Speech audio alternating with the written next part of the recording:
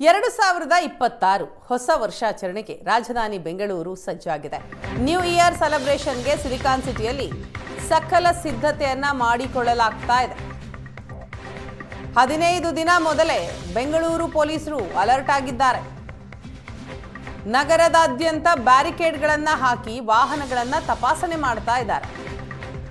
ಮಾದಕ ವಸ್ತುಗಳ ಸಾಗಾಟ, ಮಾರಾಟದ ಬಗ್ಗೆ ಪೊಲೀಸರಿಂದ ಪರಿಶೀಲನೆ ಆಗ್ತಾ ಇದೆ. ದೆಹಲಿ ಬ್ಲಾಸ್ಟ್ ಹಿನ್ನೆಲೆಯಲ್ಲಿ ಮುಂಜಾಗ್ರತವಾಗಿ ಬೆಂಗಳೂರಿನಲ್ಲಿ ಕಟ್ಟೆಚ್ಚರ ವಹಿಸಿದ್ದಾರೆ. ಆಟೋ, ಕಾರು, ಬೈಕ್ ಸೇರಿ ಪ್ರತಿ ವಾಹನಗಳನ್ನು ಪೊಲೀಸರು ತಪಾಸಣೆ ನಡೆಸ್ತಾ ಇದ್ದಾರೆ, ಪರಿಶೀಲನೆ ಮಾಡಿಯೇ ಬಿಡ್ತಾ ಇದ್ದಾರೆ.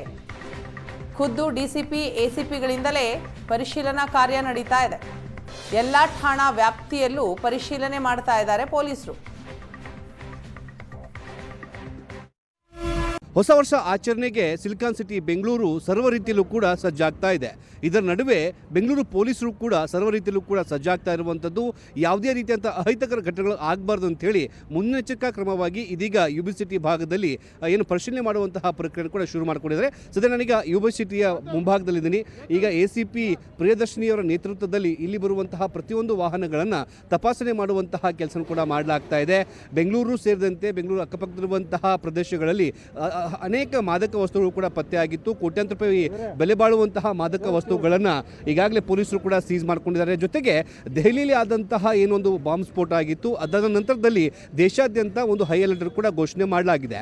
ಹೀಗಾಗಿ ಈಗ ಬೆಂಗಳೂರಲ್ಲಿ ಹೊಸ ವರ್ಷನೇ ಆಚರಣೆ ಮಾಡುವಂತಹ ಸಂದರ್ಭದಲ್ಲಿ ಯಾವುದೇ ರೀತಿಯಂತಹ ಅಹಿತಕರ ಘಟನೆಗಳು ಆಗಬಾರ್ದು ಅನ್ನೋ ಒಂದು ಕಾರಣಕ್ಕಾಗಿ ಪೊಲೀಸರು ಕೂಡ ಮುನ್ನೆಚ್ಚರಿಕಾ ಕ್ರಮವಾಗಿ ಪ್ರತಿಯೊಂದು ವಾಹನಗಳನ್ನು ಕೂಡ ತಪಾಸಣೆ ಮಾಡುವಂತಹ ಕೆಲಸ ಕೂಡ ಮಾಡ್ತಾ ಇರುವಂಥದ್ದು.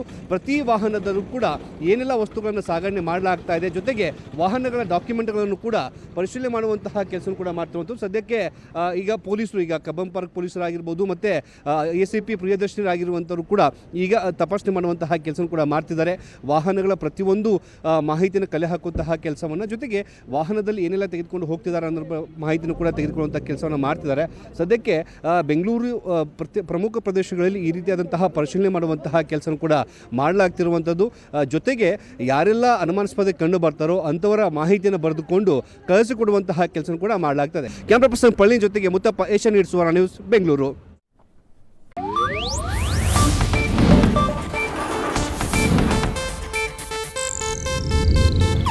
ಇದು ಏಷ್ಯಾನೆಟ್ ನ್ಯೂಸ್ ನೆಟ್ವರ್ಕ್ ಪ್ರಸ್ತುತಿ.